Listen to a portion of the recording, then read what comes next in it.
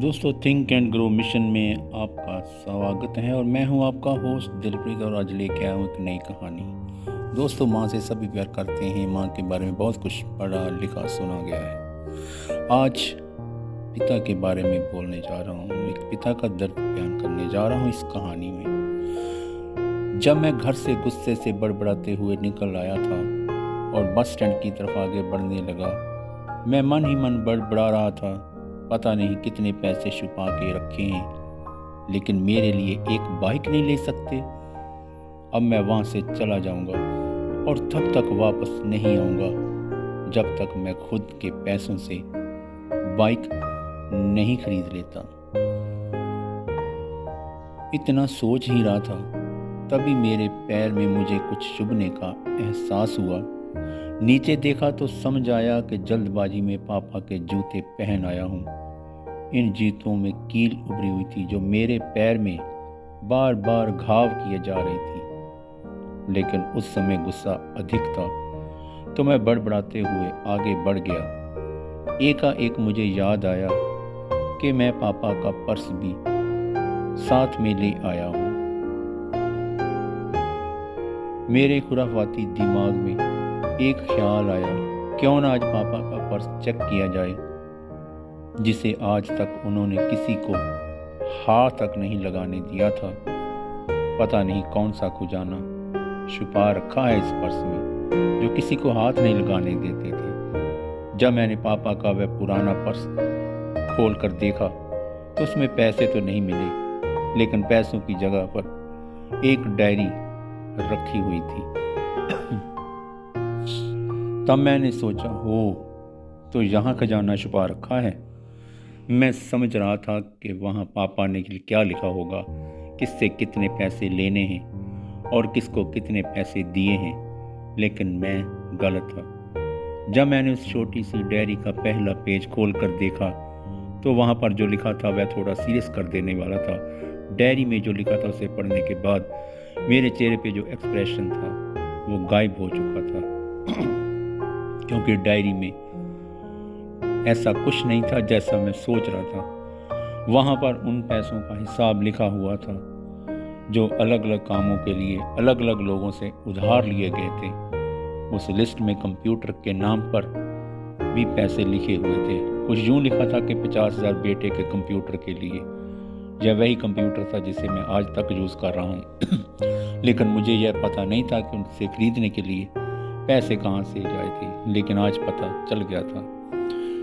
मुझे आज भी याद है जब मैंने पहली बार कैमरे के लिए ज़िद की थी, जो मेरे पापा ने मुझे 2 हफ्ते बाद मेरे बर्थडे पर ला कर दिया था, जिसे देखकर मैं बहुत खुश हुआ था। और मुझे खुशी देखकर मुझसे कहीं ज़्यादा अगर कोई खुश था तो वह थे पापा। हाँ, मेरे चेहरे से गुस्सा एकदम गायब हो चुका था। जब मैंने आगे का पन्ना पलटा तो वहाँ पर कुछ विशेज़ लिखी हुई थी।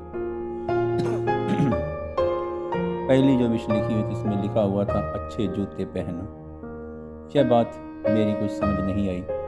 तभी मेरा पाँव अचानक सड़क पर भरे हुए पानी पर जा पड़ा और तभी मेरे पाँव में कुछ गीलीपन होने का एहसास हुआ। जब मैंने जूता उतार कर देखा तो उसको तला टूटा हुआ था। यह देखकर मुझे डायरी में लिखी बात याद आ गई।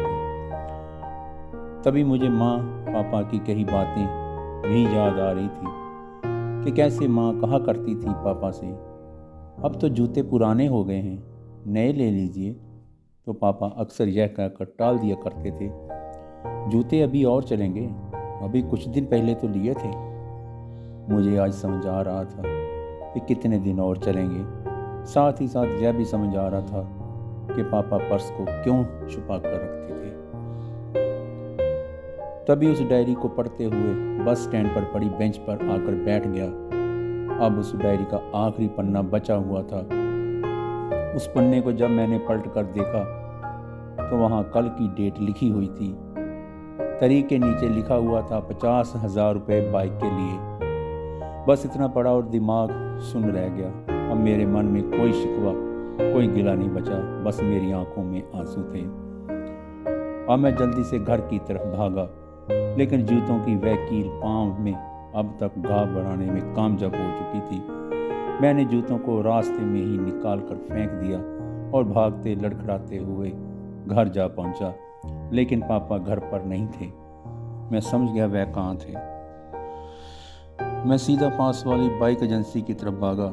पता नहीं आज कहाँ से इतनी ताकत आ गई थी कि मैं भागते हुए थक नहीं रहा था, और वह भी बिना जूतों के नंगे पैर से भाग रहा था। जैसे तैसे मैं बाइक एजेंसी पर पहुंचा। पापा वहीं थे। मैंने पापा को दौड़कर गले लगा लिया और मेरी आंखों से आंसू रुकने का नाम ही नहीं ले रहे थे। पापा को समझ नहीं पा रहे थे कि आखिर हो क्या रहा है, मैं क्यों रो रहा हूँ। मैंने पापा से कहा, पापा मुझे मोटरसाइकिल नहीं चाहिए, आप अपने लिए जूते ले लीजिए।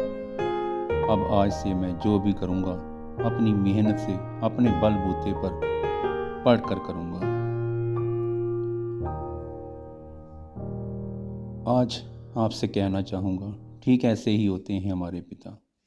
हम अक्सर देखते हैं कि हम अपनी माँ से हर बात शेयर करते हैं और माँ भी इसके बदले में हमें बहुत प्यार देती है, लेकिन एक शख्स ऐसा भी होता है जो हमें छुप कर प्यार करता है, वो है हमारे पिता। दोस्तों, कहानी अच्छी लगे तो लाइक करना, शेयर करना, चैनल को सब्सक्राइब करना, ताकि ऐसी कहानी आपको मिलती रहे। धन्यवाद।